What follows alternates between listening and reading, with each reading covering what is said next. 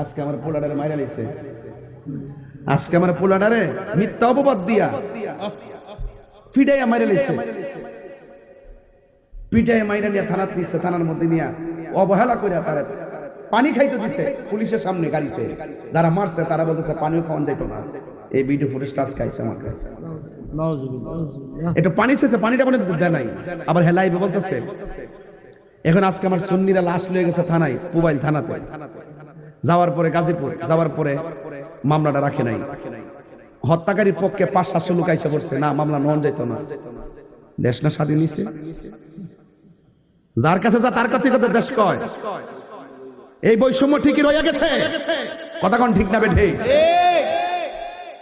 আমরা সোহরাওয়ার্দী উদ্যানে প্রোগ্রাম করতে পারি না, আরেকটা গোষ্ঠী প্রোগ্রাম করে, আবার আমাদেরকে দেয় না, আবার 3 তারিখে আরেকটা গোষ্ঠীকে দিতেছে। এই বৈষম্য রয়ে গেছে। এজন্য বোঝা গেল